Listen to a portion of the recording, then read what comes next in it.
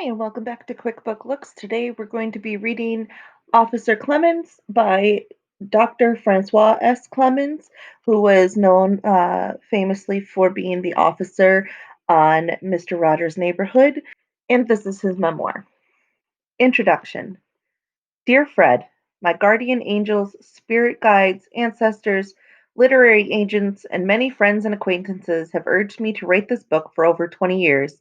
I've been amazed by the unabashed curiosity that is readily shown by folks, those close to me as well as outright strangers. I'm most frequently asked, was he really like that? Meaning your television persona. Usually my initial response is simply, yes. Early on, I fully grasped your enormous popularity, and at the same time, I learned about your unusual and immense patience. It's so amazing to me that even during dinner, as we travel across the country, I'd watch you permit complete strangers to greet you, interrupt meals, and tell you their life stories. You would stop eating and patiently wait to sign your name and a gentle message that they might request. You never got angry or annoyed. The question from your fans rarely stopped with, was he really like that? So I simply put on the patience, like I saw you wear so often, and prepared to listen. What was it like to work with him? They continue. Is he that nice? Does he ever get angry? Was he a Christian? Did he go to church and preach? Was he gay? It's mostly the men or fathers who ask that last question, and usually in private. Was he really a Navy SEAL? Was he married? Did he have children? How long did you work with him? Where was the show filmed? Where did he live? Sometimes they want to know, what was his wife like? How'd you meet him? Did you make a lot of money? Some of these questions I can answer easily. Others are more complicated. When children used to ask me about you, they wanted to know less about the man himself and all about the neighborhood of make believe. The trolley, the different puppets, the piano player. Some children asked if the neighborhood was real, but my all-time favorite question from children was, how did you get out of the television? Questions from your fans partially motivated me to write this book, but the other reason is its uniqueness. Before I started writing, I sat down with 12 or so biographies, prayer books, quotes by you, and songbooks. I Googled you extensively, and I looked at other publications by or about you. I scrutinized everything so I could compare them to what I was attempting to do. I also began the long process of going through my personal archives.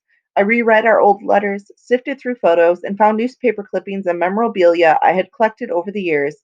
I wanted to spark a deep impression of the man I wanted to summon in this book. As often as possible, I spent time speaking with numerous educators and academics who had studied your program, either with their students or with their own children, in some cases, with their grandchildren, nieces, and nephews. After all of this, I concluded that there was one thing in particular that stood out. None of the other publications were authored by a black, gay, ordained person of the theater who had worked intimately with you for over 30 years. Because of that, I felt that I could bring a singularly unique perspective to those years that no one else has. My perspective would offer far more than a one time encounter at a local restaurant or even hours spent in a research library. A relationship was sustained, intense, and elbow to elbow. For me, you fulfilled the role of mentor, fan, and surrogate father. But something was missing. As I wrote about you and your impact on me, I realized that I needed to start from the beginning, from my beginning. Not only how music brought us together, but how it saved me at a tender age. I wish I had been able to tell you some of the stories in this memoir before your death. Fred, you were a real person to me. It's important to me that others know that. Lord knows you had your successes and failures like anybody else, but you taught through example not to live down in the valley of disappointment, that we all must learn to rise up and start over again. You practiced it and you helped me to practice it, particularly regarding my biological family. You taught me forgiveness and love. For you, forgiveness and love were action verbs, as it was imperative to live their true meaning one day at a time. Because of you, I was able to seek reconciliation with my father, my stepfather, and my mother, even after their deaths. The most beautiful gift you gave me, however, was to help me accept that there are no accidents and that our unusual friendship was meant to be. You believed in life after death, and that when the time came, we'd reunite in some place. I believe this too. Until we meet again, Francois. Part 1. Little Buttercup, The Younger Years. When I was born in 1945, the Sanders Scarborough clan had lived for several generations in the sprawling, blanched little town of Blackwater, Mississippi, just north of the Meridian, in the backwater region near the Okeechobee Reservoir and the Alabama border. You weren't a cotton farmer, a sharecropper, or a smithy who worked for white folks. There wasn't much for you to do there. Some folks got along raising chickens and guinea fowl. Some did light farming but could not prosper. Each year they fell further in debt to the landowner, old Master Sanders. Twice in our clan's memory, the floods had come in a late spring and no one had been able to plant in time for a summer crop. The seed money was wasted, but most folks stayed on because they didn't have any place else to go. It seemed better to be around your own folks, to scratch out a living in the tired earth, than to move to some strange place where folks called you Mr. and Mrs. and didn't know your nickname or your granddaddy's name, or how your Uncle Jeb had lost one finger in the smithy on Master Sanders' homestead, or even who to call for a county fair game of baseball. New folks wouldn't know nothing at all about you. That was no way to live, so folks stayed on, hard as it was. My great grandmamma, this is what seemed important and what made her call this place home. She was also tired. Laura May Sanders Pinham had raised 13 children of her own and found herself surrounded by grandchildren and great grandchildren, including my older brother, Willie Jr., me, and my twin sisters, Betty and Barbara. She raised the children when their mamas couldn't do it. And the children just kept coming. She would cook, she would clean, she would wash and pray. She worked and didn't slow down for old memories to catch her. The old homestead on Master Sanders' land had been falling apart for as long as she could remember. Every shutter was hanging down or gone. The paint she helped apply when she was a young girl had never been refreshed. It was barely visible. If she could ever get the front door of the sagging porch to close, it might help keep the marsh rats from invading the kitchen on hot summer nights. She was always mindful not to leave food out where they could get it, and she felt constant dread that those rats might crawl into the bedrooms of one of her grandchildren, her grands, and bite one of her darlings. When it rained, every bucket and pot in the house was used to catch water from the leaky roof. There were many causes for sadness in her life, but the way people tell it, the greatest sadness of all was when her late husband was killed. Noah Liam Pinham could work hard and was good with his hands. He had a quick smile with pretty teeth.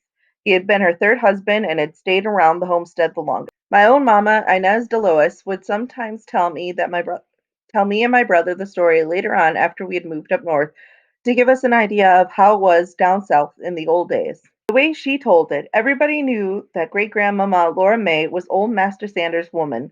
He came by to see her every week. Noah Liam Pinham knew it too. Even though he had agreed to work the farm for old Master Sanders, he hadn't agreed to anything else. Still, Noah Leon went on about his business farming and, with the help of the kids, year after year got the planting and harvesting done.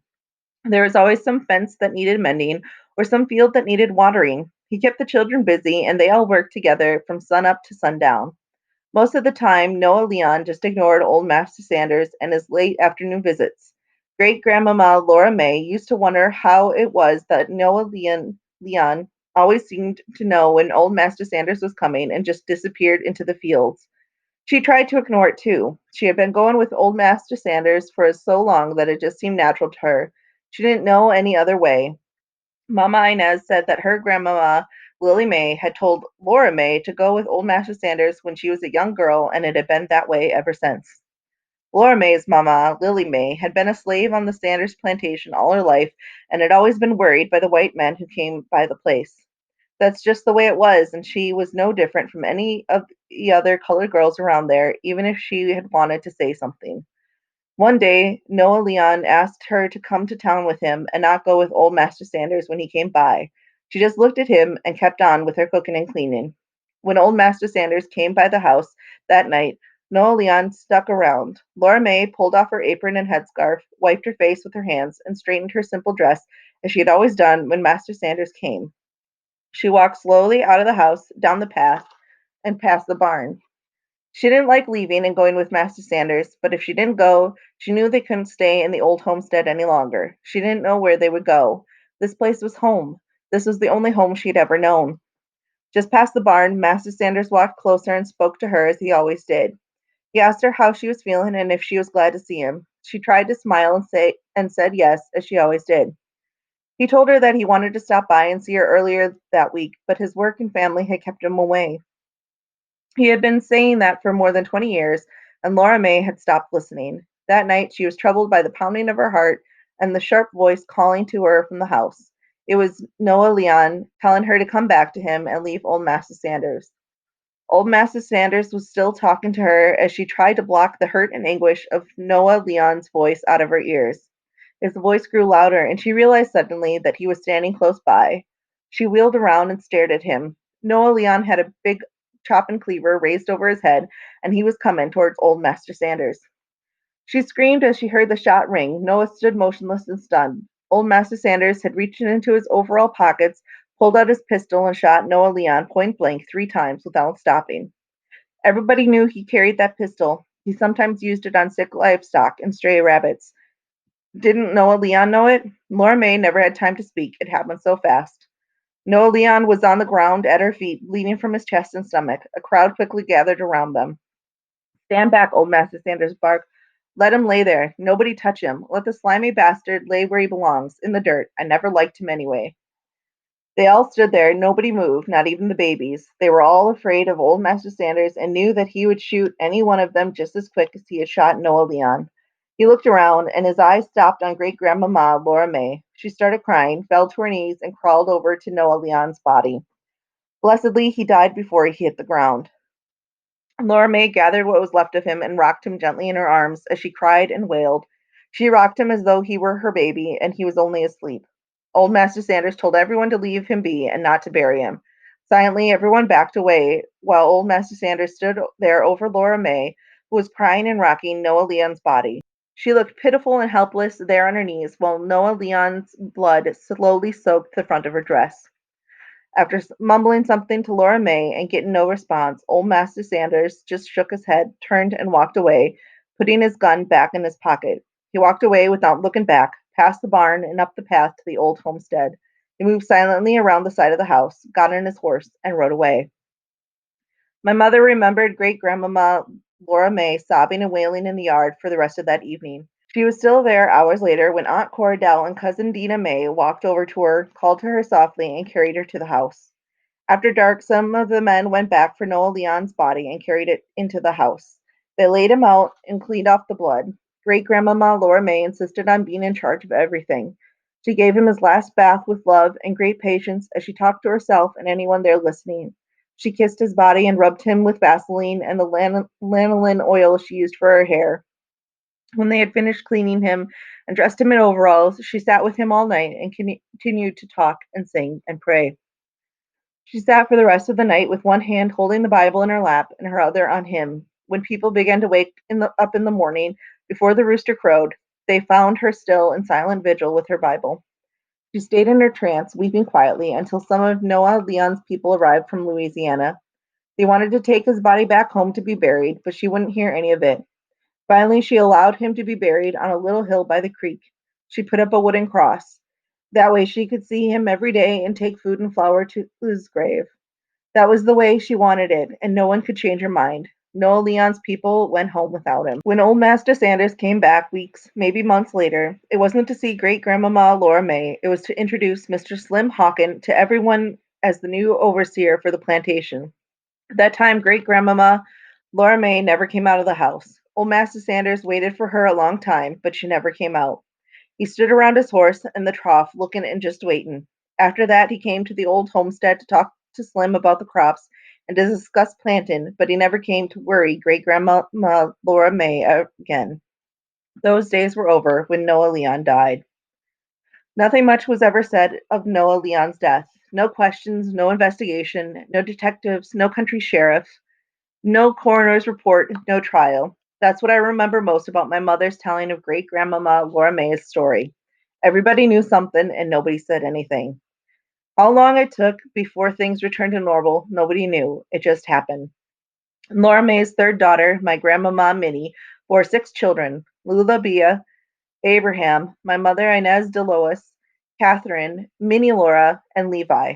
All these babies were left in the country with their grandmother while Minnie went to town to earn money as a domestic for white folk. Minnie had married Saul Scarborough when she was 15, and she bore him those 6 children before he lost his mind. When I was a child, Granddaddy Saul did little except sit in the old rocking chair and dip snuff or chew tobacco. He wore the same weathered overalls every single day until he had to get a new pair. By the time I was 3 years old, he was already using a cane to get around. I remember him telling me that the cane could talk. When we were alone, the cane would tell me fanciful stories of raccoon hunting and catfish fetching down by the creek. Granddaddy Saul arthritis and rheumatism bothered him most of the time, and he had frequent migraine headaches, but nothing seemed to bother him when we went walking in the woods and that cane was busy talking.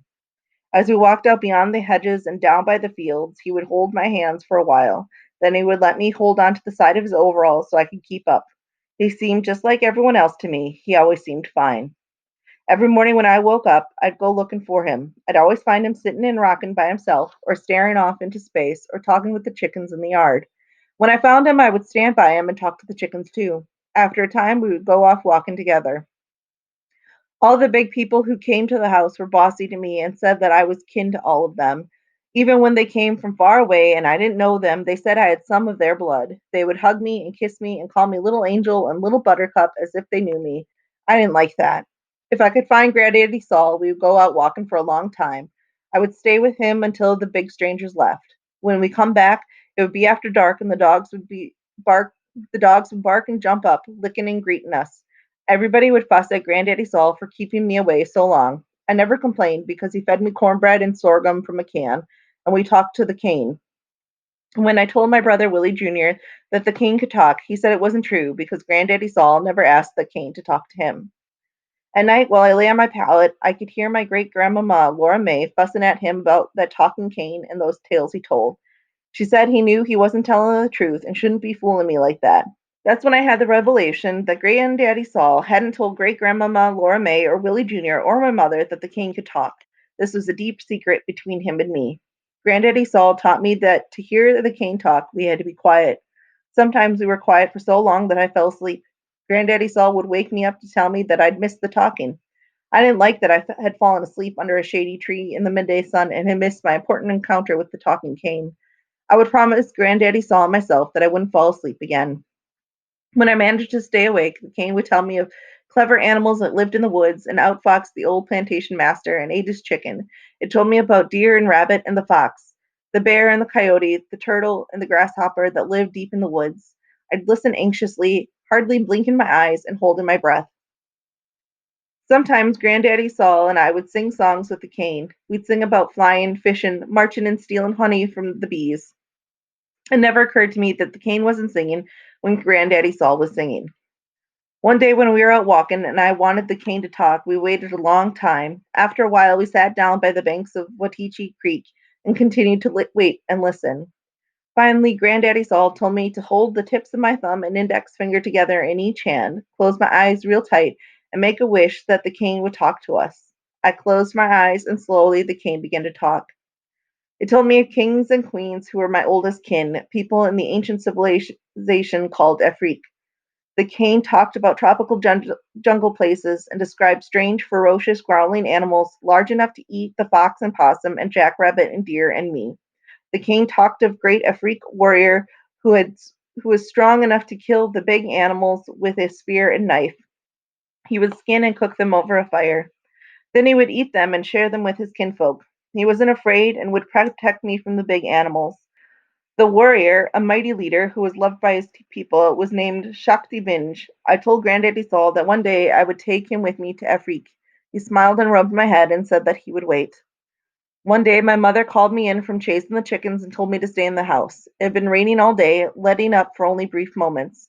There was water everywhere, and we all huddled under quilts and kept our socks on to try and stay warm. The rain continued steadily, and the pounding of the water on the roof and the wind battering the side of the house made us look at each other in fear. I stood between great grandmama Laura May and Granddaddy Saul. My brother and Mr. Slim Hawkins stood behind Mama Inez with my daddy, Willie Son. Cousin Dina May and her 4 kids, and Lula Bia and her 6 kids were all huddled nearby, looking out the window and wondering what the rest of us. It had been raining off and on for well over a week. The rain was affecting everything. Daddy said that the factory didn't have any work for him. Grandmama Minnie Green arrived home from town soaking wet. I heard her voice before I actually saw her. She said that everybody in town was talking about the rising water and the rain. Her feet were muddy and she was carrying her shoes.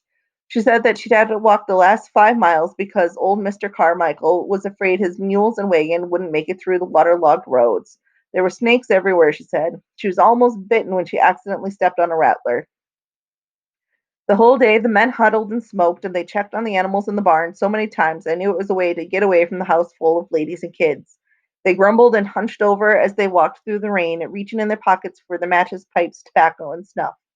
Nobody had a good feeling about this water. The men had to mull over what to do if the rain got worse. There were few choices because there was no higher ground anywhere. Mr. Elijah Sanders, Jr., old Master Sanders' oldest son, who ran the plantation, appeared through the trees, leading his horse and holding his coat tightly to his chest. He was soaked to the bone. He called out to great-grandmama Laura May and drawled his news. "I reckon we may be moving up the valley a piece to higher ground if this rain keeps coming up. My old missus up the road's been gathering everything to move first thing in the morning, with this water not stopping. Y'all best be packing and getting ready. Just don't know what this water's going to do." Great-grandmama Laura May let him know that we all intended to stay if the house held up. Elijah said he'd be leaving in the morning and bid her goodbye. Despite the best efforts of great-grandmama Laura May, their sons and daughters, and Mr. Slim Hawkins, the old homestead couldn't withstand the heavy downpour. The rains kept coming and the water got higher. By morning, the brick and stone supports began to sink and lean. Everybody began to feel unsafe. We gathered up all the dry things we could, wrapped food in old sacks and quilts, pulled out small precious things we could carry, like Laura May's Bible, and began the long, muddy trek to higher ground. As we walked, we kept looking back at the sagging old homestead and wondered when, if ever, we might return. Would the house still be there? Great-grandmama Laura May looked longingly at the knoll where Noah Leon Pinman was buried and tried to hide her tears. Those closest to her knew her anguish at leaving Noah Leon's body behind. Our progress was slow and slippery. Everybody was soon soaked and muddy. Snakes and mosquitoes were everywhere, and most of the path had been washed out. Sagging trees and heavy hanging branches were strewn along the way. All conversation slowed and finally stopped as we moved farther and farther away from home, from stability, from our roots. By midday, we had covered several miles, but nobody knew where we were. We were lost and confused. Time and time again, great-grandmama Laura May would refer to that torturous journey as the New Flood days, and everybody who heard would nod, look at one another, and sigh knowingly. That journey tested us all. The torrential rains kept coming, the clouds of circling, biting mosquitoes, the slithering snakes, and sodden fallen branches were everywhere. All through those first awful days, Granddaddy Saul wandered off the path and couldn't keep pace with the group. At first, my cousin Lemuel was told to watch over him. He had to go fetch him from his wandering, but after a time, with all the mosquitoes, snakes, and panicked stray animals, and with more people joining our trek north, it got harder to keep track of Granddaddy Saul. Twice my cousin went looking for him through the crowd, which grew ever bigger and more raggedy and disorganized. Luckily, my cousin found a local farmer who allowed Granddaddy Saul to ride on the back of his mule-drawn wagon. But then someone noticed that Saul wasn't riding anymore. What had happened to him? Where had he gone? Nobody knew. We all searched frantically, but there was no trace of him. Later, someone found his cane alongside a gulch. No one was surprised that there was no trace of him in this torrential rain. No footprints, no clothes, no body, nothing. Only his cane, lying there by itself on the stream bank. When I saw the cane, I knew something bad had happened to my granddaddy, but nobody told me anything. I cried and screamed until they gave me the cane for comfort. For days I lugged it around me, urging it to talk, fluctuating between asking it to tell me where Granddaddy was and imploring it to tell me more stories of Afrique and the warrior Shakti Binga. I didn't sleep. I didn't eat. I was lonely and listless, watching, listening, and waiting. One night while I was asleep on the march to Alabama, the women in my family banded together and took the cane away from me. For your own good, they said. I grew silent. I withdrew. It just wasn't worth trying to talk about it. The loss of my beloved Granddaddy Saul and the magical cane was simply too much for me. Even though I was only 4 years old, I grieved deeply. I was inconsolable.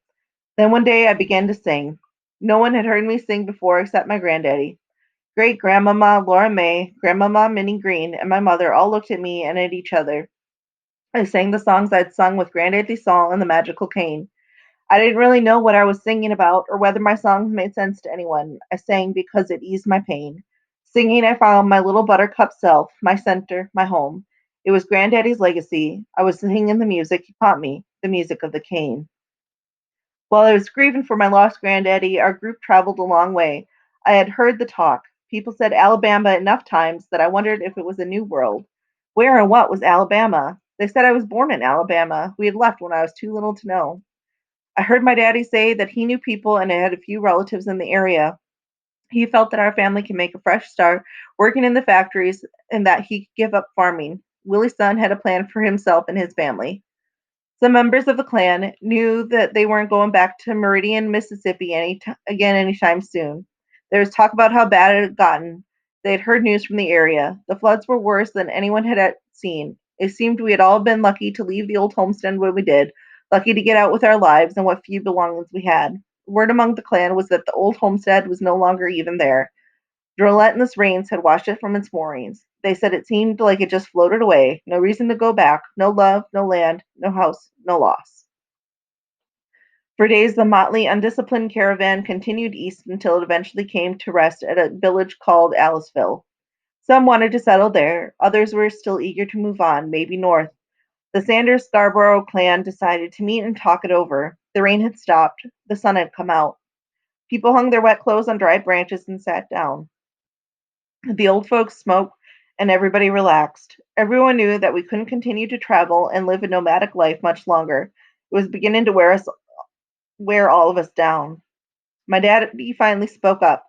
He had some people in Tuscaloosa who had come up from Mobile and Baton Rouge, and they were now doing very well, working in the sawmill and furniture factories of Tuscaloosa and Birmingham. Daddy had been itching to go back there and work and live. He and Mama had lived there when were first married, but Mama had made him bring her, my brothers, and me to Mississippi, to her own people. He wanted to go back to Tuscaloosa. He was sure they could all find work there. He didn't see a future for himself and our family in sharecropping. He wanted to explore something else. As the family sat around the low, gently snapping campfire every night, everyone was uneasy with the uncertainty they faced. They wrestled for days with the thorny issue of what to do next and how best to do it. Ideas were thrown back and forth for quite some time before they reluctantly consented to give my daddy's idea number one priority. Without exception, they had misgivings about moving to another strange city and attempting to make it home. Some said out loud that they just might be better off staying exactly where they were. However, that idea was soon dismissed. It was finally decided one evening that my daddy, accompanied by cousin Lemuel and Uncle Josiah, would go to Tuscaloosa. Our house was noisy. I hated the noise. I used to go outside and sing to myself. At first I sang quietly, but the further I got from the house, the louder I sang. I sang all the way to Big Mama's, Minnie Green's house, and then she sang with me. In no time, I forgot about the noise in my house and my parents' frequent arguments. I never told Big Mama they were arguing. I know she wouldn't like it, so I sang and pretended I was happy. In those days in Tuscaloosa, Big Mama would ask me to sing for anybody who came by the house. When she would take me back home, nobody was arguing and I could pretend I was happy again. It was during those times I would think about running away to Big Mama's house forever, but no matter how much I sang, she kept taking me back home. My brother, my sisters, and I were sleeping one morning when suddenly awakened by a horrific scream. I sat up in my bed and remained perfectly still, listening. The scream came again and again. It was my mother calling for help. I heard another heavier, deeper voice yelling something I couldn't quite make out. It was my daddy. He sounded equally upset and angry. The loud commotion and the sound of breaking glass terrified me, and I began to cry. Willie Jr. dashed up from the bed and ran to the bedroom door. The next thing I knew, my cousin Dina May and my aunt Minnie Laura came rushing in. They scooped my sisters and me up with our blankets still around us, took Willie Jr. by his hand and shoulders, and rushed us out of the house. I kept asking what was happening and calling for my mother. I saw the flashing lights of the police car and people beginning to gather in front of the house. Aunt Minnie Laura and cousin Dina May ran as fast as they could to get us away from the house. We didn't talk until we arrived at the house where great-grandmama Laura May and the rest of the Sanders Scarborough clan were living. Great-grandmama Laura May finally quieted everyone down, and cousin Dina May and Aunt Minnie Laura began to recount what had happened. Over the years, I would hear the story many times from many mouths. It became part of our family's least favorite memories. Mama and Daddy, along with several of their kinfolk, had gone dancing a block or so down the street at a local juke joint called Joe's Cradle Rocker. The place was crowded and people were having fun. One of the locals, named Johnny Damon, started flirting with my mother and asked her to dance. She declined and told him she was married. At the time, my daddy was at the bar getting something for them to drink. When he came back to the table, Johnny Damon excused himself and said pointedly to the mother that he hoped to see her around. She turned her head and never even answered him, but my daddy was all questions as he sat down again with the drinks. His anger and jealousy couldn't be assuaged by anyone at the table. Through the excitement of the evening, the incident was soon forgotten by everyone, it seemed, except my daddy. He continued to drink and badger my mother for the rest of the evening. As they walked home, my mother lingered a little behind everyone else and remained quiet. She had never seen her husband this way. My daddy was light and casual with the boys as he bantered and teased back and forth with everyone on the way home. But once inside the house, he turned into a monster. He slapped her, assaulted her, and accused her of flirting with this strange man whom she had never even seen before. In shock and panic, she begged him not to hurt her and denied his charge of her being a flirt. The slaps and cursing got worse until she fled the house, only to have him follow her and demand that she return to the house and the children. She did not know what would happen next. When she woke up the next morning, he was back at it again. Eventually, out of self-defense, she ran into the kitchen and grabbed one of the carving knives on the countertop. This time, when he came after her, she lashed out with the knife and it drew blood. He began to hit her and grabbed her by the hair. She lashed out again with the knife and again drew blood. He screamed and yelled, backing up and knocking over glasses, pots, and pans. She fled from the kitchen with him in pursuit. This battle continued until several of the neighboring men entered the house and tried to break up the bloody fight. Daddy, in his bloodied, frenzied state, refused to stop, and my mother continued to wield the knife. More neighbors arrived, and a few successfully pulled them apart. It was then that cousin Dina May and Aunt Minnie Laura had arrived and rescued my siblings and me. The house was in shambles with blood everywhere. The police arrived. An effort to restore calm was finally successful. My daddy would spend several weeks at St. Martin de Porres, the local black hospital, recovering from several serious knife wounds. His chest was covered in stitches. He'd have the scars for the rest of his life. Mama's features show the result of Daddy's anger. She had a swollen nose and two black eyes. There were lacerations on her face and hands, and patches of her hair were missing. As if that weren't enough, my mother sank fast and invisibly into a black, surly, all-enveloping funk that she would carry with her for the rest of her life. Years later, when I would think about that day and about my mother, I would realize that her heart had been broken and she didn't know how to deal with that or how to ask anyone to help her deal with it. In retrospect, I'm also aware that my daddy was incredibly controlling, and he saw my mother as more his chattel than his wife.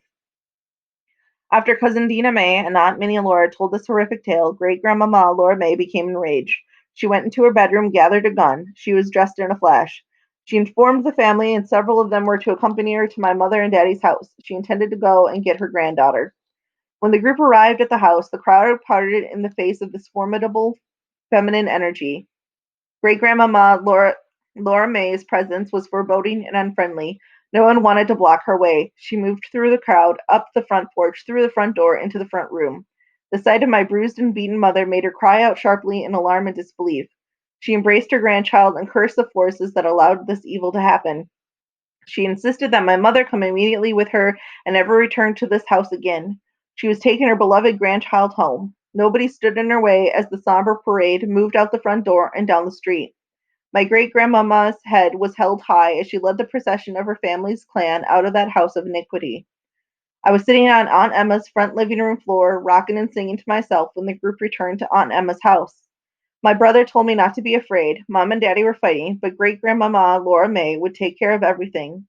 I stared at him and kept singing. Why were they fighting? I thought. I watched as they made my mother as comfortable as possible until Aunt Emma picked me up off the floor and began to rock me in her lap. Anxiously, I sucked my thumb and turned my head into her ample bosom. I fell asleep, wishing for and calling for Granddaddy Saul. I was looking for the cane and trying to sing. I needed to sing. It took a while for my mother to recover from the shock and trauma of her ordeal with my daddy. Although she could walk and got dressed every day, she didn't leave the house, and no one insisted that she go out. For some weeks, everything was done for her. Great-grandmama Laura May fussed over her and combed her hair every day and massaged it with healing oil she made. She held her in her arms often and rubbed her skin and face as she talked to her and told her how beautiful she was. She whispered stories about how she should live her life.